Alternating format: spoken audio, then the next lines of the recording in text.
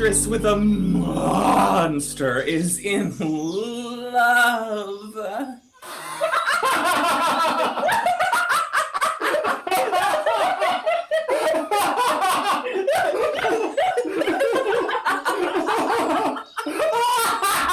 Hold on. What's so funny? This peculiar creature is Puck, one of Shakespeare's most infamous pranksters.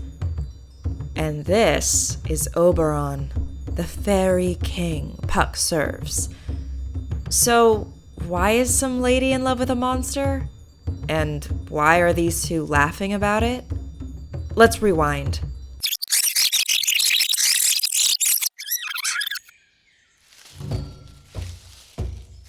Ill met by moonlight, proud Titania. What? Jealous Oberon?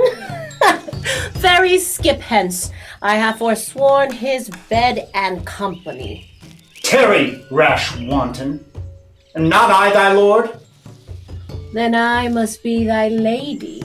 But I know when thou hast stolen away from fairyland, and in the shape of Corin sat all day, playing on pipes of corn and versing love to amorous Phillida.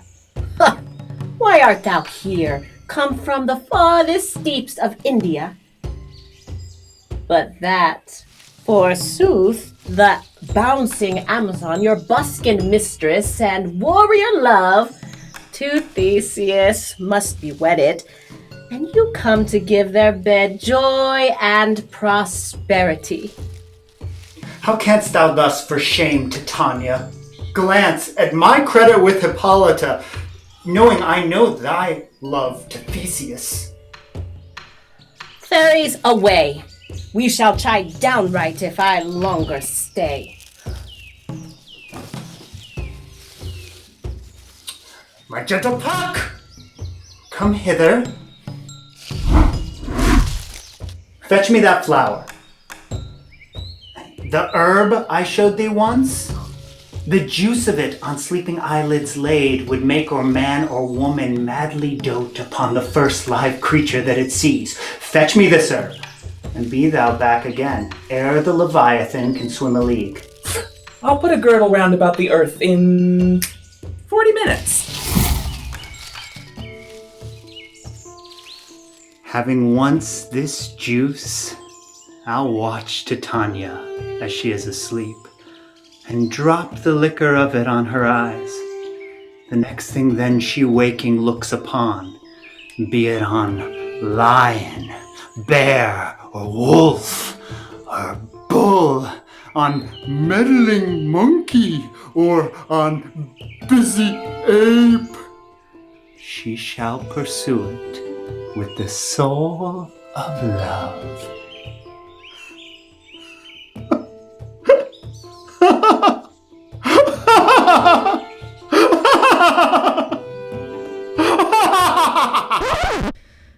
Yikes. Looks like someone's having relationship problems. A Midsummer Night's Dream is one of Shakespeare's most renowned comedies, and much of the humor emerges from the effects of this strange, mystical flower. Once its dew is dropped in someone's eye, they fall madly in love with whomever, or whatever, they first see. So, who does Titania fall for? What happened to him?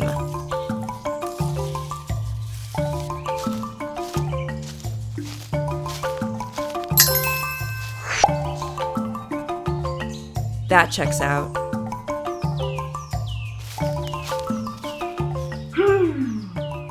Mary, Mama, Mary. The Uso cock so black as hue, with orange tawny bill, the throstle with his note so true, the wren with a little quail. What angel wakes me from my flowery bed?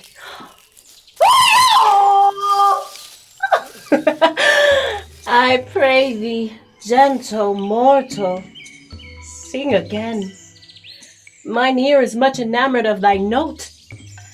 so is mine eye enthralled to thy shape. And thy fair virtues force perforce doth move me on the first view to say, to swear, I love thee. Methinks, mistress, you should have little reason for that. And yet, to say the truth, reason and love keep little company together nowadays. The more the pity that some honest neighbors will not make them friends. Nay, I can gleek upon occasion. Thou art as wise as thou art beautiful. Not so neither. But if I had wit enough to get out of this wood, I have enough to serve my own turn. Out of the wood desire not to go. Thou shalt remain here, whether thou wilt or no. Whether thou will it or no? That doesn't sound too great. This little prank is getting out of control. So what exactly is funny about this situation? Oberon tricking the woman he loves into romantic relations with a donkey? That might sound funny, but take a moment to ask yourself these questions. What does Oberon's behavior tell you about his relationship with Titania? In what ways do the effects of this flower take away someone's ability to give consent? If you woke up tomorrow and were told the flower had been used on you, what would your reaction be? What would you say to the person who used the flower on you? Go ahead and pause while you answer these questions.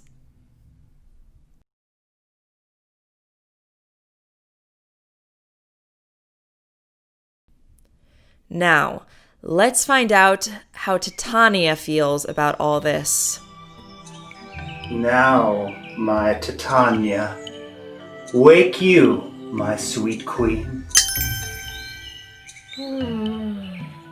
My Oberon, what visions have I seen? Oh, methought I was enamored of an ass. There lies your love. Oh! How came these things to pass? Oh, how mine eyes do loathe his visage now.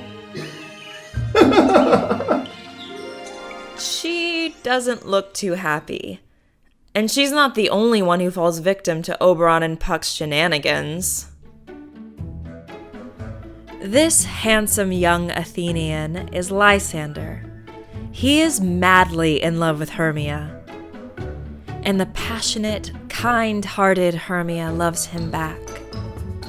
This is Demetrius, another handsome young Athenian who also loves Hermia.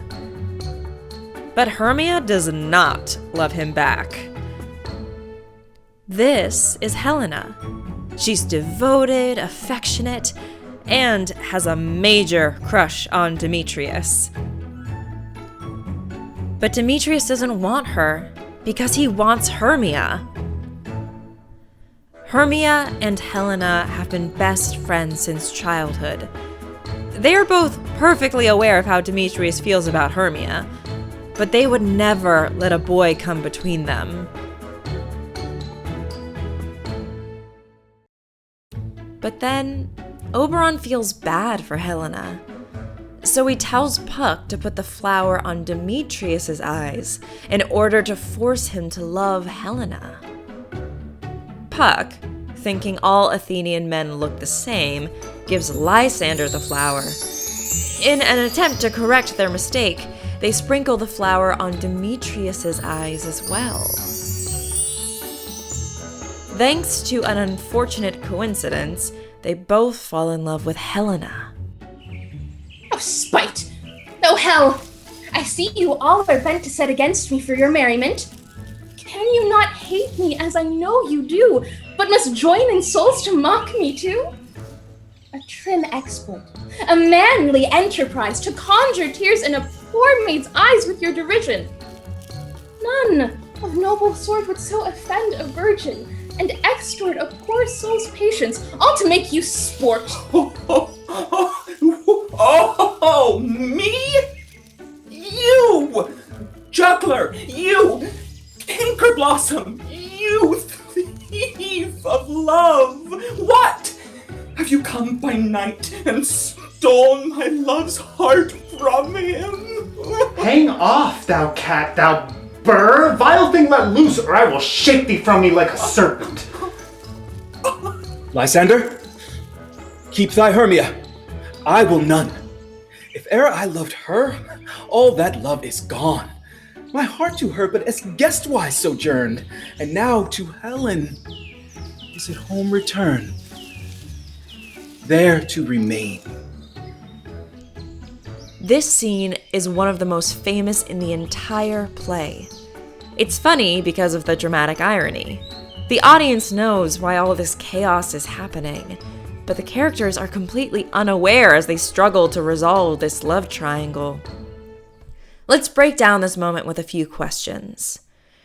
In this group of 4, whose ability to give consent has been taken away from them? If you were to switch places with one of these characters, who would you want to be? What are the similarities and differences between this moment, where Lysander and Demetrius are under the flower's spell, and the previous moment where Titania was under the power of the flower's spell? Go ahead and pause while you answer these questions.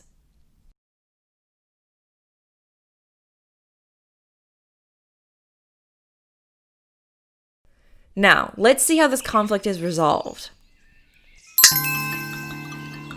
On the ground, sleep sound, I'll apply to your eye gentle lover remedy. When thou wakest, thou takest true delight in the sight of thy former lady's eye. The man shall have his mare again, and all will be well. So, they cured Lysander, but not Demetrius? I wot not by what power, but by some power it is. My love to Hermia, melted as the snow, seems to me now as the remembrance of an idol god, which in my childhood I did dote upon. And all the faith, the virtue of my heart, the object and the pleasure of mine eye is only Helena. I guess not.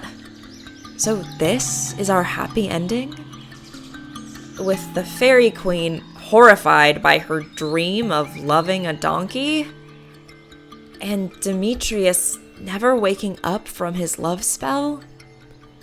Let's ask the following questions. What is funny about this story?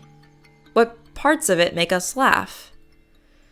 Is there a way to tell this story in a way that acknowledges the lack of consent without ruining the comedy? If you were directing this play, what are some choices you could make that would help the audience understand that taking away someone's consent isn't okay? Pause for a moment so you can answer.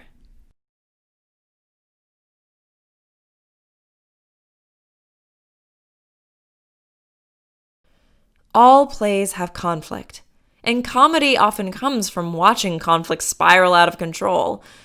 But it's important to know why we're laughing.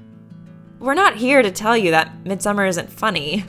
It's one of the greatest comedies of all time. We just want to find ways to address the icky parts instead of glossing over them. Maybe that means revealing Oberon is a true villain. Or taking a moment to acknowledge the harm that has been done. Or perhaps showing how we can show up for each other when bad things happen. It makes sense that a 400-year-old play would need to be updated, but it's up to us to figure out exactly how to do that. What would you do?